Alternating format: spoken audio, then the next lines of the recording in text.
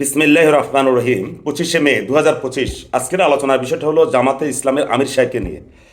যেহেতু আমি জামাত ইসলাম করি না, তাহলে অন্য একটা দলের কোনো একটা নেতা সম্পর্কে আমাকে মন্তব্য করার সময় খুব সতর্ক থাকতে হয়।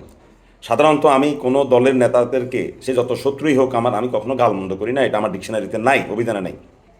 কিন্তু বাংলাদেশের যে বর্তমান রাজনৈতিক প্রেক্ষাপট, এই প্রেক্ষাপটে জামাতের আমিরকে নিয়ে কিছু কথা বলতে আমার ইচ্ছা হয়। বিএনপি এবং জামাতের 4 দলীয় জোটের সরকারের সময় আমি জামাতের 3জন মানুষকে কাছ থেকে দেখেছি।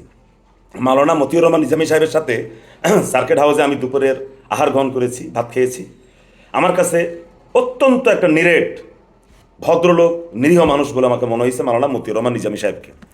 যদিও 71-এ তার ভূমিকা নিয়ে অনেক কথা ইতিহাসে লেখা আছে, সেটা ভিন্ন বিষয়। আমি ওনাকে এত কাছ থেকে দেখেছি, এত নিরহংকার মানুষ আপনার চিন্তাই করা যাবে না, এবং কথা একেবারে কম, একেবারেই কম। এবং তখন লক্ষ্মীপুর জেলার ডিসি ছিলেন একজন আওয়ামী সমর্থিত, তিনি নিজেও তার প্রশংসা করেছেন। একজন এনডিসি ছিলেন হিন্দু ভদ্রলোক, তিনিও মাওলানা মতিউর রহমান নিজামীর প্রশংসা করেছেন। এরপর আমি আবুল হাসান আল মুজাহিদ সাহেবকেও আমি দেখেছি, কামরুজ্জামান সাহেবকেও আমি দেখেছি। কিন্তু এছাড়াও জামাতের আরও কয়েকজন নেতাকে আমি দেখেছি কাছ থেকে। কিন্তু আমার কাছে ডাক্তার শফিকুর সাহেবকে কেমন যেন একটা, উনি তো একটা দলের আমির, ওনাকে আমি ভদ্রভাবে বলি, কেন যেন উনি কথা ঠিক মতো বলতে পারেন না। অর্থাৎ হয়তো ওনার দলের ক্যাবিনেটে বা দলের ক্যাবিনেটে যে সভা হয়, সেখানে ওনাকে যে কথা বলতে বলা হয়, হয়তো মঞ্চে উঠে উনি যখন অনেকগুলো নেতাকর্মী দেখেন, তখন বোধহয় আর উনি ঠিক থাকতে পারেন না। এটা দুটো কারণ থাকতে পারে। কারণ তিনি তো জাতীয় পর্যায়ে ছাত্র শিবিরের নেতা ছিলেন না, তিনি ছিলেন সিলেট মহানগরে। সেখান থেকে তার ছাত্র রাজনীতি, সেখান থেকে তার সিলেট মেডিকেলের ছাত্র, সেখান থেকে তার সিলেট জামাতের নেতা। কোনো একটা পর্যায়ক্রমে জামাতের সকল নেতাদের যখন ফাঁসি হচ্ছে বা হচ্ছে, তখন এসে তিনি আমিরের দায়িত্ব পান। অর্থাৎ তিনি এত বড় পরিসরে দায়িত্ব পালন করবেন, এটা হয়তো উনি স্বপ্ন ভাবেননি। যদি স্বপ্নে ভাবতেন, তাহলে তিনি নিজেকে সেইভাবে প্রস্তুতি তিনি নিয়ে রাখতেন।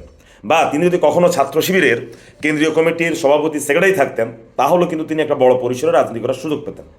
আমার মনে হচ্ছে যে তিনি এই কারণে যখন মঞ্চে উঠে অনেক সংখ্যক লোক দেখে, তখন তিনি তার খেই হারিয়ে ফেলেন। যে কথাটা বলতে চাই, গত কিছুদিন আগে সারা বাংলাদেশের ধরেন যারা ইউনুসের পক্ষে আছে, ইউনুসের পক্ষে আছে, সেনা প্রধান ওয়াকারুজ্জামান সাহেবকে সবাই অনলাইনে অফলাইনে ধুয়ে দিচ্ছে। অর্থাৎ পারে না যায়, সবাই ওয়াকারুজ্জামান সাহেবের চাকরিটা খেয়ে ফেলে, তার চাকরি থেকে তাকে তাড়িয়ে দেয়। ঠিক তখন ইসলামপন্থী দলগুলো কিন্তু ওয়াকারুজ্জামান সাহেবের বিরুদ্ধে ছিল। কিন্তু গতকালকে তিনি আবার 360 ডিগ্রি উল্টে গিয়ে কি বললেন, সেনাবাহিনীকে বিতর্কিত করলে দেশ বড় ঝুঁকিতে পড়বে। বলেন, এবার আসেন অন্তর্বর্তী সরকার নিয়ে তিনি এই পর্যন্ত কি কি বলেছেন। অন্তর্বর্তী সরকারের মেয়াদ বাড়ানোর বিষয় কমাতে জামাত ইসলামের কোনো সমর্থন নেই।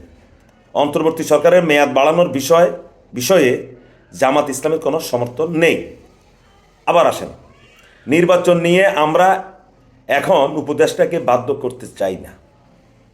3, ডিসেম্বর থেকে জানুয়ারির মধ্যেই জাতীয় নির্বাচন চায় জামাত।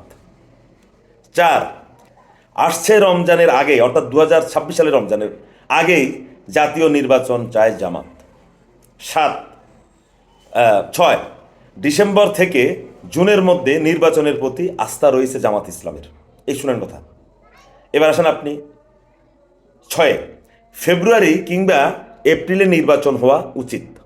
7, ফেব্রুয়ারি অথবা রমজানের পরে নির্বাচন হতে পারে। সংস্কার ছাড়া নির্বাচন হলে জনগণের আশা পূরণ হবে না জামাতের আমির। 9, জুনেই নির্বাচনের রোডম্যাপ দেওয়ার আহ্বান জামাতের আমিরের। 10, নির্বাচনের জন্য উপযোগী মাস ডিসেম্বর ও এপ্রিল, আমিরে জামাত। 11, রমজানের আগে নির্বাচন চায় জামাত, আমিরে জামাত।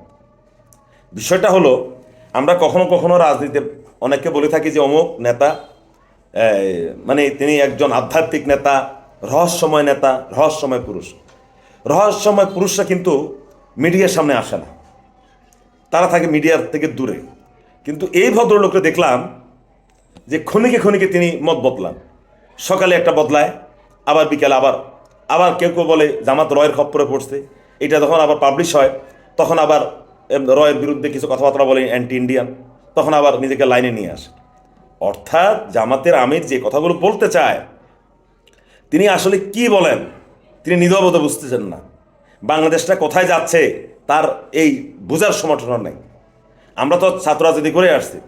ইসলামী ছাত্র শিবিরের কেন্দ্রীয় কমিটির সেক্রেটারি বা সভাপতি বা তাদের আরও 4-5 সুপার 5 থেকে 10 জন নেতা যে মেধা রাখে, আমার কেন জানি মনে হয় যে জামাতের আমির এই পরিমাণ রাজনৈতিক মেধা নাই। আপনারা যদি আমার এই ভিডিও জামাতের কেউ দেখে হয়তো রাগ করতে পারেন, আমি কিন্তু গাল মন্দ করে কথা বলছি না।